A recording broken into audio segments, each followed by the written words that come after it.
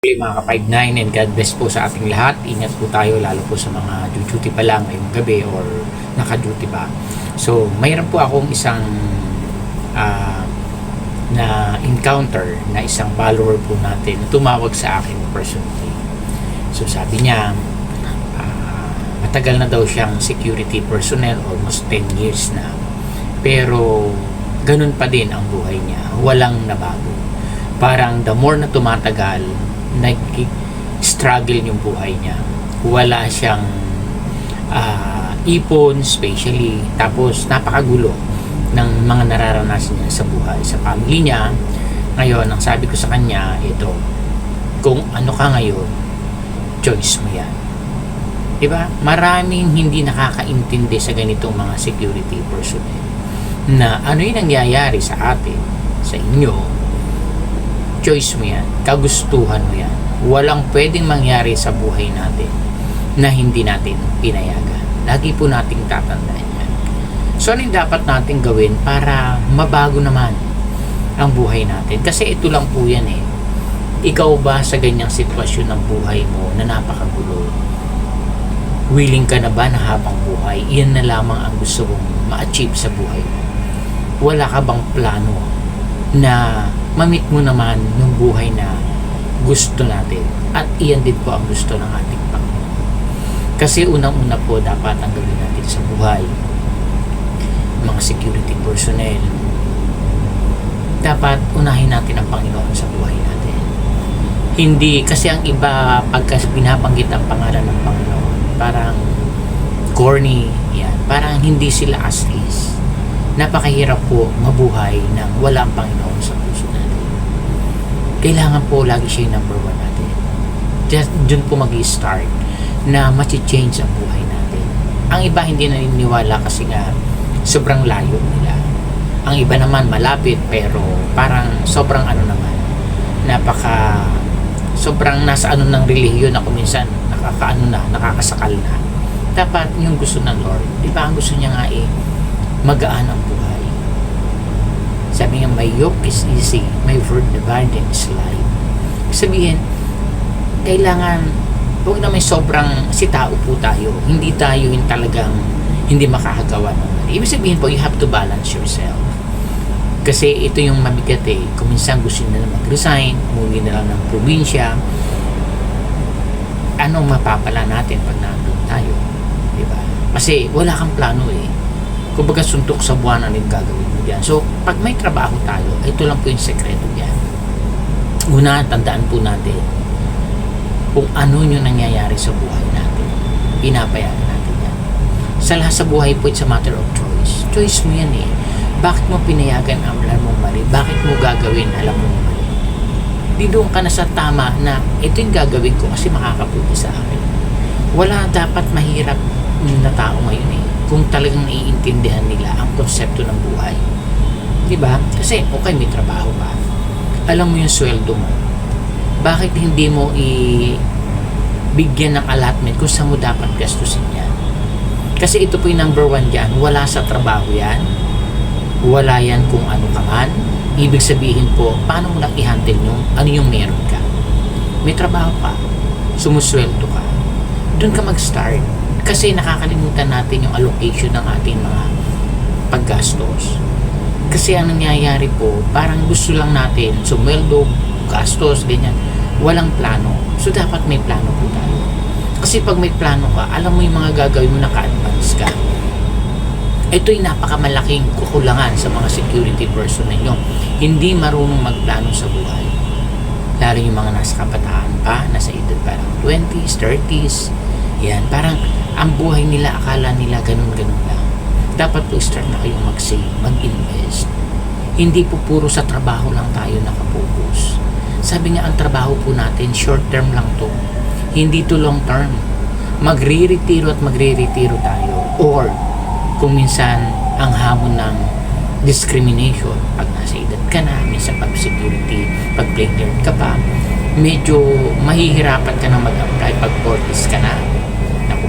Kaya kailangan kung kayo na security industry, habulin na maging officer kayo. Huwag niyong hayaan na kayo'y manatili sa pagiging plain guard. Or kung naandyan man kayo, dapat wag na kayo umabot ng 50s. Dapat magretiro na ng maaga kasi kaya mo nang i-handle yung sarili mo. Kumbaga may business ka, kasi pag minsan pinag-uusapan negosyo, ang iisipin nila pang mayaman lang to.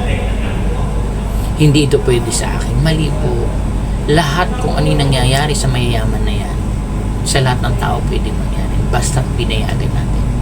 Ang problema nangyayari sa mayayaman, dito ba? Sa mga mahirap, mas lalong nangyayari. The same lang po yan. Wala yan doon sa status ng buhay mo. Yun nga lang, sa pananalapi, marami silang pera kasi nagsisikap sila. May mga negosyo sila. So ikaw ba gusto mo habang buhay ka na lang na empleyado? Kaya kailangan piliin natin yung choice natin sa buhay. Kung alam nyo makakasama sa inyo, huwag nyo nang gawin. Isipin kasi kung minsan bisyo yan, diyan nalalapit yan. Mas uunahin pa yung pag-inom, paggala. Manong unahin natin, paano lalago yung pera mo? Dapat ito yung pinag-uusapan ng mga security personnel about sa kaperahan. Kasi napakahirap. Ang dami kong na-handle ng mga security personnel. Sirang-sira ang kanilang pananalapi. Nagkakagulang buhay, ang pamilya nagkakaaway. Minsan, utang dito, utang doon. Kasi wala silang, hindi financial literate. Dapat po aralin natin yung usaping pananalapi. Kasi bakit tayo nagtatrabaho? Di ba? Para sa pera. Panggastos natin sa mga basic needs natin, and yet kulang pa. Hindi po kulang yan Marunong lang po dapat tayo mag-allocate. Mag-budget, paano po yan? Kung magkano yung sweldo mo, dapat i-allocate mo yan na dapat may ipon ka talaga, like ko kung sinasabi. Ilaban mo yung ipon. Napakasimple lang po ng buhay kung gusto natin makaipon. At kung gusto natin na maging marami ang buhay, wala pa sa tamang panahon. Hintayin po natin. Pagtatanim po yan, di ba mga farmers, di ba tayo din especially marami security guard galing ng galing ng probinsya, nagtatanim, di ba ang tagal bago mo anihin, di ba palay, ilang months yan bago mo i-harvest yan. Ang dami pang pwedeng mangyari pag binagyo ka, di ba? Ganun din ang buhay nag-iipon ka, maraming dilubyo ang darating sa'yo, pero nakahanda ka, magiging matatag ka dyan, especially pag may pera ka. Kaya dapat ang pera hindi natin sabihin ginudyos natin yan. Iyon ang masama. Ang pera hindi po masama yan. Created by God po ang pera. Lagi nating tatandaan yan. Ang masama lang pag ginamit mo yung pera na yan sa mali, or ito na yung naging buhay mo, gusto mo laging paano i-ginudyos mo na yung pera, yun po yung mali. Pero yung pera mismo hindi po, depende sa tao na nag-handle. Ang pera hindi na masama, kahit milyon-milyon at bang gagawin kung gagamitin mo sa tama. Yung taong nagiging mali sa pag-handle ng pera ay nagiging masama ang pera, pero hindi naman reality. Diba? So, kinakailangan po maintindihan natin yung mga ganong sitwasyon para hindi tayo mali sa buhay natin. Kasi pag tumanda na tayo, again 60 na, aasahan natin yung SS natin, mga pension, napakaliit po niyan. Hindi po masustain ang ating pamumuhay. Kung umuupa ka pa ng bahay, paano na po yan? Diba?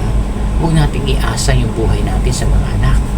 Marami po ang nabigo sa linya. Magpapamilya din po yung mga anak natin yan. Mag-i-stress ka ngayon, pang 19 mo na ngayon. So, ibig sabihin po, kinakailangan lang na maging maayos yung iyong usapin pa. Doon dapat po nag-i-start. Para po, hindi ka na makapag-isip na kung ano-ano. Kasi yun lang number one niya. Kaya ang tanong ko sa kanya, ano ba yung problema? Isa lang naman, di ba, pera? Yun na, sir. Hindi pa yung mamasabi. Di ba? Sabi ko, kasi dapat tanggapin mo kung ano yung number one na problema Huwag kang umiwas doon. Kung ano yung problema, dapat ma-meet mo. Ito talaga yung root of the problem. Hindi naman yung magwahal kayo ng mag-asawa. Ano ba yung reason ba't kayo nag-away? Sa walang paggastos, walang bigas, walang pamasahe, walang pangbaho ng mga anak. So, magulo. Hindi po ba? So, may trabaho naman. Kaya nga dapat ina-allocate po yun, or mag-iisip paano ba madagdagan itong kita ko. Kasi kung sa kita lang talaga, sa dami ng gastusin, kukulangin po talaga. Hindi masusustain. Talagang ubos yan. Yan nga dapat, pagka nakaipon ka, makaipon ka halimbawa ng 2,000, pwede ka merong gawin niya, mag-isip ka, ano yung saan ka magaling. Kasi iba, guard nahihiya. Nahihiya silang magbenta, nahihiya kung pagkano kung extra. Huwag nyo extra naman na uubusin mo rin yung oras. Ibig sabihin, naandyan ka despite kumikita ka kahit pa paano, or kung may pamilya, may asawa ka, walang trabaho, turuan mo na magbenta siya.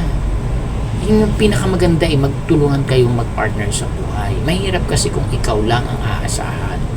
Kailangan may katuwang ka, lalo kung minimum earner ka lang. Magkano lang po yun? Sa Manila, di ba 635, I think, ang minimum sa Manila. O, pagkakasya, mag-upa ka ng bahay, kasus dito. Kinakailangan po dagdagan ng income.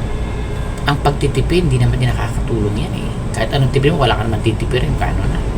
Di ba, ibig sabihin, nagtitipid kami, tinitipid ka, alam mo, i-allocate. Eh, hindi, magtitipid ako. Ano tinitipid mo? Wala. Paano ka magtitipid? Uutang ka ngayon. May interest pa yan. So, lalaki lalo tuloy yung magiging expenses mo. Kasi isang inutang mo lang is 1,000. Magiging 1,100 yan pag nagdagdag ka pa. Diba? Yun yung mga mali. Pwede ka namang umutang kung gagamitin mo sa tama. Ininegosyo mo. Kung halimbawa, ang 1,000 inutang mo, may 100 na interest yan after 2 months. Ginamit mo pang negosyo. Sa loob ng isang buwan, tumirent naging 3,000. Ibabalik mo yung 1,100. Malaki pa yung nakita mo. Iyon po ang kagandahan sa dapat na inuutang. Ngayon, kung pangkagipitan, normal po pwede. Pero huwag tayong manatili dyan. Kailangan makawala tayo dyan. Yun po yung pinakamaganda natin gawin. Kaya nga sa mga security personnel, lagi nating tandaan, ano man yung nangyayari sa buhay natin, sa trabaho natin, sa personal na buhay natin, choice niyo po yan. Wala ka dapat sisihin. Kahit kapitbahay mo, partner mo, kaibigan mo, kapatid mo, magulang mo, wala ka dapat sisisihin. Ikaw dapat. Kasi, bakit mo pinayagan kung alam mo mali? Bakit ka papasok sa sitwasyon na alam mo namang mali yan? Dapat nga pinag-iisipan.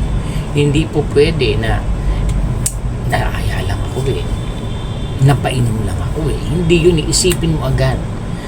Mapapainom ako, itong mga kasama ko pag nakainom ng alak, parang mga sanggab na. Ba't ka sasama? May pasok ako bukas. Kung iinom ako, malalasing ako. Wala, anong mangyayari? Mamamawalan ako ng duty. Pari-report na ako sa agency. Imagine mo yung pagod, gastos na naman. So, hindi ka talaga lalago pag ganyan. Kasi magkano yung sweldo mo? Hindi ka nakapasok, dinawala na isang araw mo. Pupunta ka pa ng agency, kukuha ka ng mga secure ng ganito, bago ka pabalikin, mamamasahe ka.